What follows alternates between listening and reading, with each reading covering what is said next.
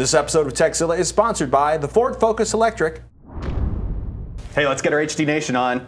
The cable card tuning masters at Ceton Corporation have released the, quote, Ceton Companion family of mobile apps.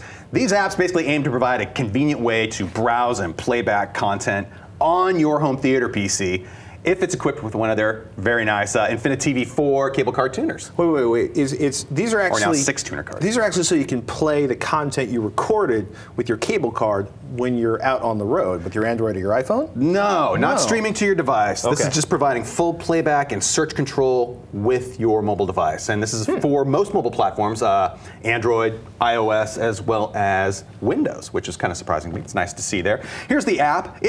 And the website for it, actually, not the app itself, just to show you there. This sounds kind of simple, but for someone like me who uses a DVR with a cable card tuner in it, this one app, and here, I'm going to show you. Let's just dive right into it, actually. $5 app. Let me show up the first screen that pops up. When I first launched the app, the very first thing that pops up, and here it is running on my phone, is what was happening today? What was recently recorded? What's coming up later tonight? What are the movies that are sitting on there that I can watch? It's pretty cool. The app on the PC side, simple setup. Basically, you load that up on the computer. There's really not a lot of setup to it. By default, it's a good, solid. You can basically click next a few times and you're done, which is really nice. If you want to go back and add things like specific folder support for maybe you got a collection of photos or your own videos outside of the DVR recordings, you can set all that up too. So you can actually, could you pull out your iPhone right now and type something into the Ceton Companion and have your DVR at home record it, your cable card? Exactly. And to show a couple other features of the software itself, I'd mentioned that it shows not only movies on tonight, so one button there, but where it gets really fun for me was when I went to search. And this is actually searching the guide information data on my DVR, and I just typed in Archer. And as I typed in letters, this was filling it in automatically, which is really nice. Fast performance is basically what I'm saying there. Cool. And if I wanted to record something, it was easy enough. I touched the specific show I wanted. I then could click on, add a series or not, cancel the series. In this case, I'd already added the series, so it gives me the cancel option right there. And a full-blown remote control that's perfect for Windows Media Center. And because this is all done over IP control, you're doing this with your local internet connection and not via, say, I don't know, RF to a Bluetooth blaster or some other way to do it. This is nice. This is fast, seamless control for somebody who has a cable card tuner in their system, specifically Ceton's cable card tuner. So was it as basically as timely or as fast or as prompt as a regular IR remote? It will be faster, just because you're not dealing with turning something into light, shining it across the room, turning that back into data. You are sending through your own home wireless network, light speed, or near light speed, those signals, and to be able to control it, and just to have that functionality of a remote control right on the app itself was a nice added touch to it. Did it make it easier to search and find the shows you're looking for? Because you've got like 40,000 shows stuffed on your hard drives. That is one problem you're going to run into if you build your own DVR. If you have 2 terabytes of storage, that's a lot of HD content. I mean, hundreds of shows I have recorded.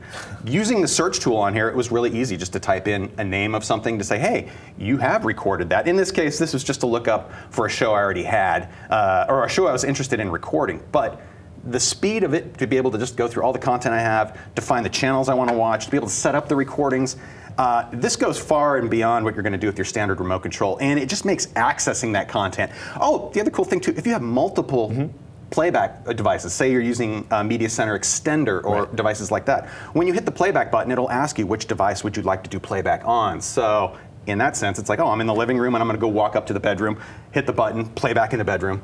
It's playing for me when I get there. So if I launch the application, I hit play on an episode of Archer, because I'm at Robert's house, and it has every episode of Archer recorded. I must. Will it actually launch it inside the Windows home theater? Or? It is seamlessly, and the playback starts almost immediately, which is great. And like I said, I have hundreds of things recorded, and it's a pain to either sort by the show title and look within that category of all the things I recorded, or just to go through a list, a laundry list of stuff. This is like, I know exactly what I want to watch, and I can get it playing within seconds. What's the bottom line? It's $5. It's available on just about every mobile platform, and it brings some pretty useful functionality to anyone who's already using one of these products already. If you're doing a Ceton-based cable card tuner at home, this is $5 you should spend. Ladies and gentlemen, that is a clear yes to that application. No hesitation. Ambrose wants some help deciding on his next, well, home theater purchase. He writes in, I have resisted buying a Blu-ray player for all these years, you fool. Mostly because I'd spent so much time and money in my 200-plus DVD collection. However, lately I've been tempted to just give in and finally buy a Blu-ray player. Do it! And start rebuilding my movie collection. My fear is that Blu-ray won't be around much longer, or that a new format will come along soon to make my new collection obsolete. How many years do you think Blu-ray has left? Should I buy a Blu-ray player? If so, can you recommend one? Ambrose in El Monte, California. And I say you fool just because I'm being a jerk. Because I was literally as soon as Blu-ray dropped below $1,000, like as soon as I got the first $300 Blu-ray player, I was on it because you're going to make it clear. It's about 1080p video. That is, and there isn't just one source of 1080p anymore. Right. It used to be Blu-ray was the only place to get your 1080p video, but 1080p video can now be streamed through online services like Vudu, Netflix, and even cable and satellite providers are providing it with their own downloadable options. If you have the download bandwidth to handle it and you don't blow through your cap. I don't think anybody's blown through their cap yet, but a lot of people can't hold up the bandwidth they need to sustain a 1080p video stream. And we're talking about 5 megabit, and if you're in a household with a lot of users and you don't have a powerful internet or a fast internet connection, then you're not going to be experiencing the full capabilities of today's streaming services. And I'll be honest, any of those streaming services that I mentioned will look pretty darn good, and they will sound good at providing that multimedia experience. And your TV will report that video signal as being 1080p video. The difference is compression. Blu-ray video is the least compressed of all the available consumer video sources that we look at. Blu-ray video is about 10 times the bits per second in terms of video and audio data compared to those streaming formats online. And if you get a decent Blu-ray player, whether it's from Pioneer or Sony or Samsung or any of the long list of players we've talked about, you will also get Netflix. You probably will get Amazon Prime Video on Demand. On a few of them, definitely. Yeah, Vudu is available. It'll play your DVDs. It might do a better job upscaling your DVDs to HDTV, because I'm assuming you have an HDTV. And if you have an HDTV and you have a movie you love, there's going to be a big difference between the DVD of that movie and the Blu-ray of that movie. Like Robert was pointing out, there's 1080p streaming video. Totally.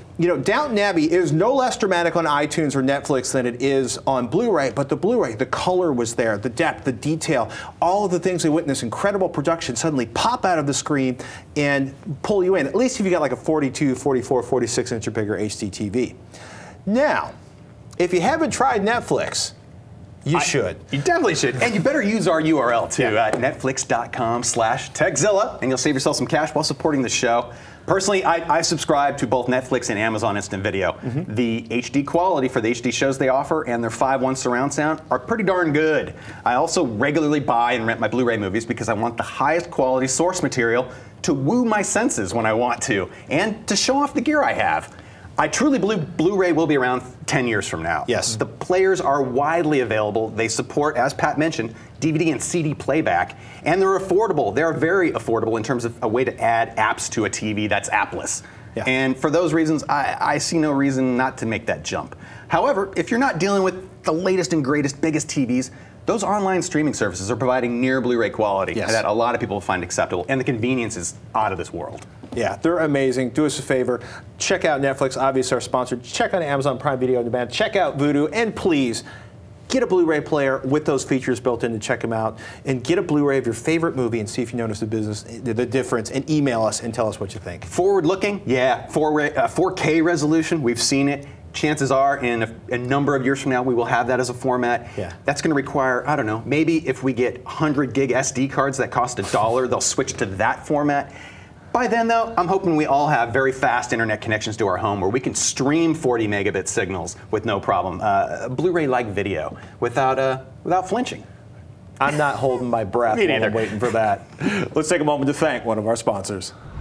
I want to thank Ford for sponsoring Tekzilla this week. Today we're excited to spend some time with the Ford Focus Electric.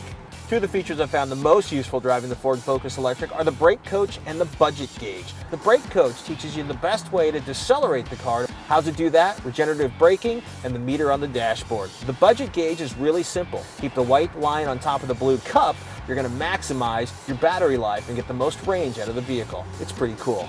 Fuel efficiency is just the beginning of the tech story inside the Ford Focus Electric. Turn into future episodes to learn more. I want to thank Ford again for sponsoring Tekzilla and for their commitment to technology. Do us a favor, keep an eye out for the Ford Focus Electric survey.